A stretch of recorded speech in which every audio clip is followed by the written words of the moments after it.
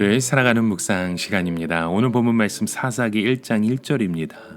여호수아가 죽은 후에 이스라엘 자손이 여호와께 여쭈어 이르되 우리 가운데 누가 먼저 올라가서 가나안 족속과 싸우리까. 출애굽 이후에 가나안 땅을 앞둔 이스라엘 백성에게 모세의 죽음은 큰 충격과 좌절의 시간이었습니다. 지금까지 자신들을 이끌어온 지도자를 잃어버리게 된 것이었죠. 아직도 가야 할 길이 많은 그들에게 모세의 상실은 어느 곳으로 가야 할지 알지 못하는 그런 표류하는 모습입니다.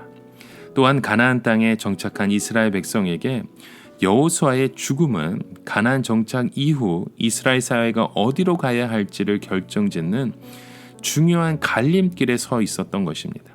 이처럼 모세와 여호수아의 죽음은 이스라엘 공동체에게 누구를 의지해야 할 것인지, 어디로 가야 할 것인지, 또 어떻게 살아야 할 건지를 진지하게 물어보는 상황이 되었던 것입니다.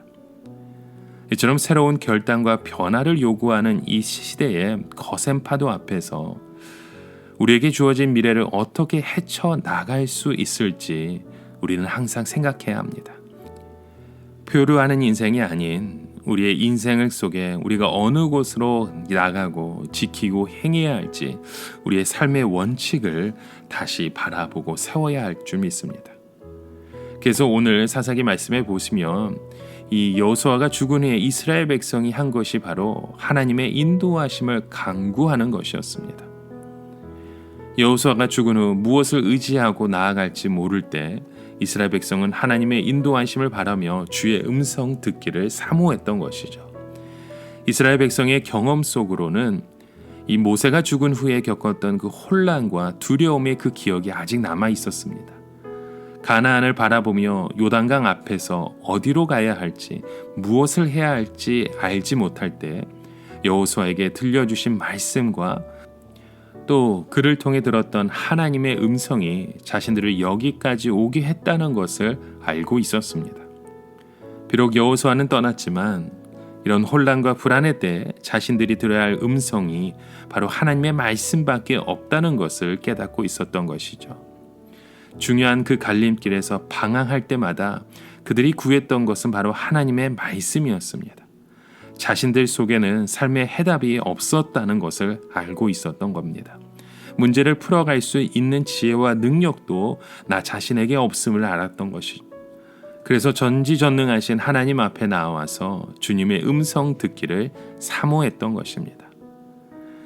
목동에서 왕에 이르기까지 가장 위태롭고 불안해하며 두려운 일 앞에 직면할 수밖에 없었던 다윗이 위기를 극복하고 더 놀라운 일을 이루었던 비결이 바로 하나님의 말씀을 듣고 순종하며 결단한 것에 있었습니다.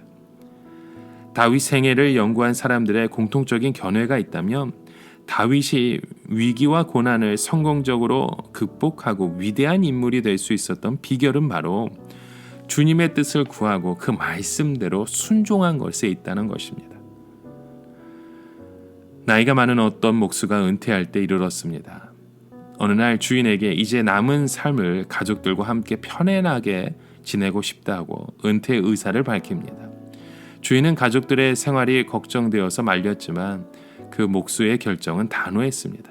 결국 주인은 목수에게 이렇게 부탁합니다. 자네가 그동안 나를 위해 너무 수고했는데 은퇴 전에 마지막으로 집 하나를 지어줄 수 있냐고. 목수는 은퇴 전에 주인을 위해서 집을 하나 지어주는 것이 나쁠 게 없다고 생각했지만 이미 마음이 떠난 터라 서둘러서 대충 지었습니다. 집이 완성되는 날 주인은 수고한 목수에게 다가와서 집 열쇠를 주면서 이렇게 말합니다. 이 집의 주인은 당신이라고. 그동안 나를 위해 수고한 당신에게 작은 선물이라고.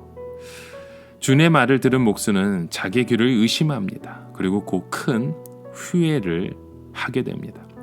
처음부터 자신을 위한 집인 줄 알았다면 잘 지었을 거라고 생각하면서 말이죠. 여러분, 하나님은 우리의 인생의 집을 가장 아름답고 복되게 짓기를 원하십니다. 아무것도 할 수 없어서 포기하고 싶을 때 우리가 해야 할 일이 있다면 바로 주의 음성을 듣는 것입니다. 오늘도 우리의 그 인생 가운데 우리가 지켜야 할 그 삶의 원칙이 무엇인지 다시 한번 깨닫고 나아가시며 무엇보다도 하나님의 말씀을 사모하시는 저와 여러분의 삶의 고백이 되시길 간절히 소망합니다. 오늘을 살아가며 한 가지 묵상의 질문을 드립니다. 여러분, 오늘 우리의 삶 가운데 중요한 그 순간순간마다 우리는 여호와 하나님께 여쭈어 보고 주님의 마음을 품고 고백하는 그 믿음의 행함이 있으신지요?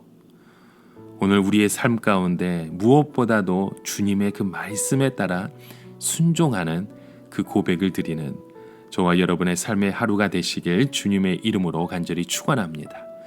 함께 기도합니다. 참 좋으신 주님, 오늘도 우리의 삶 가운데 그 인생의 그 향해 송가에서 하나님이 우리의 삶 가운데 함께 하심을 고백하며 감사의 제물을 드립니다.